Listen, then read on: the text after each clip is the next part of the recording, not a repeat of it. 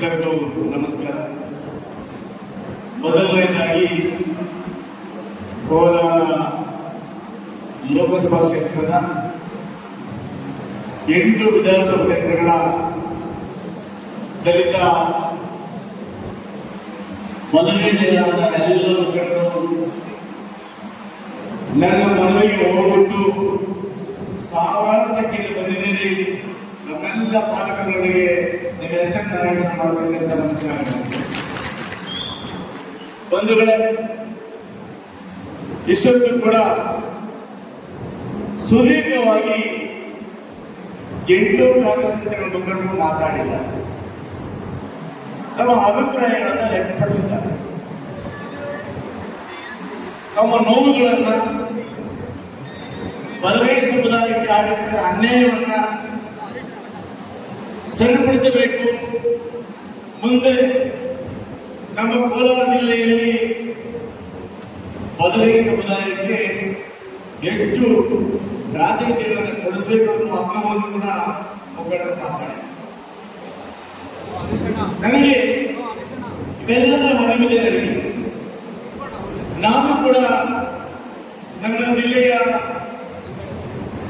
ಕೋಲಾರ ಲೋಕಸಭಾ ಕ್ಷೇತ್ರ ಒಳಪಟ್ಟಿರ್ತಕ್ಕಂಥ ಚಿಂತಾಮಣಿ ಸುಧಾಕರ್ ಆದಿಯಾಗಿ, ರಮೇಶ್ ಕುಮಾರ್ ಆದಿಯಾಗಿ, ಪುಟ್ಟು ಆಂಜನಪ್ಪ, ರಾಜೀವ್ ಗೌಡ, ಅನಿಲ್ ಕುಮಾರ್, ನಜೀರ್ ಅಹಮದ್, ಪತ್ತೂರು ಮಂಜುನಾಥ್ ಆದಿಯಾಗಿ ನಾವೆಲ್ಲ ಕೂಡ ಬಲಗೈ ಸಮುದಾಯಕ್ಕೆ ಕೊಡಲೇಬೇಕು ಅಂತೇಳಿ ಕಡೆಯವರೆಗೂ ಕೂಡ ಹೋರಾಟವನ್ನು ಮಾಡಿದ್ರು.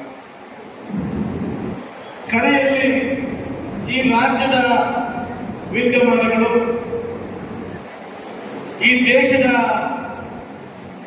ಒಂದು ವ್ಯವಸ್ಥೆಯನ್ನು ನೋಡಿದಾಗ ಎಲ್ಲರಿಗೂ ಕೂಡ ಸಮಾನ ಅವಕಾಶ ಕೊಡಬೇಕು ಅಂತೇಳಿ ನಮ್ಮ ನಾಯಕರಾಗಿರ್ತಕ್ಕಂಥ ಮಲ್ಲಿಕಾರ್ಜುನ ಖರ್ಗೆಜಿ ಅವರು ಒಂದು ತೀರ್ಮಾನವನ್ನು ತಗೊಂಡು ಈ ರಾಜ್ಯದಲ್ಲಿ ಮೊದಲಿಂದ ಕೂಡ 5 MP ಕಾನ್ಸ್ಟಿಟ್ಯೂನ್ಸಿ ಇದೆ. ಅದರಲ್ಲಿ 2 ಎಡಗೈಗೆ, 2 ಬಲಗೈಗೆ, 1 ಲಂಬಾಣಿ ಸಮುದಾಯಕ್ಕೆ ಕೊಡ್ತಾ ಇರತಕ್ಕಂಥ ಸಂಪ್ರದಾಯ. ಈಗಾಗಲೇ ಬಲಗೈ ಸಮುದಾಯಕ್ಕೆ 3 ಕಡೆ ಅವಕಾಶಗಳನ್ನು ಮಾಡಿಕೊಟ್ಟಿದ್ದೇವೆ.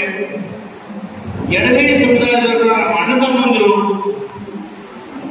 ಅವರು ಕೂಡ ಬೇಸರ ಆಗಬಾರದು, ಅವರು ಕಾಂಗ್ರೆಸ್ ಕೊಟ್ಟಿದ್ದಾರೆ ಅಂತ ಹೇಳಿ ಈ ಜಿಲ್ಲೆಯ ಎಲ್ಲರ ಮನವೊಲಿಸಿ ಕಡೆಯದಾಗಿ ಸರ್ವಸಮ್ಮತ ಅಭ್ಯರ್ಥಿ ಅಂತ ಹೇಳಿ ಸಾಮಾನ್ಯ ಎಡಗೈ ಸಮುದಾಯದ ಗೌತಮ ಅವರಿಗೆ ಅವಕಾಶವನ್ನು ಮಾಡಿ ನಾವು ಪ್ರಶ್ನೆ ಮಾಡಿದ್ವಿ.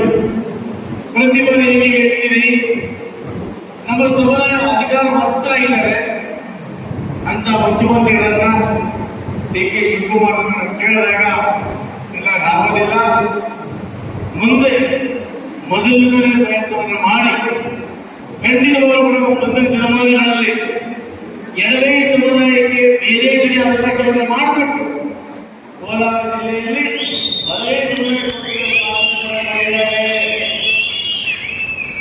ಅವರ ಮಾತು ಕೊಟ್ಟ ಮೇಲೆ ನಾವು ಇವತ್ತು ಆ ಹಿರಿಯ ಗೌರವ ಕೊಟ್ಟು ಈ ಬಾರಿ ಗೌತಮ್ ಅವರಿಗೆ ಬೆಂಬಲಿಸಬೇಕು ನಿರ್ಧಾರವನ್ನು ಶಾಸಕ ತಗೊಂಡು.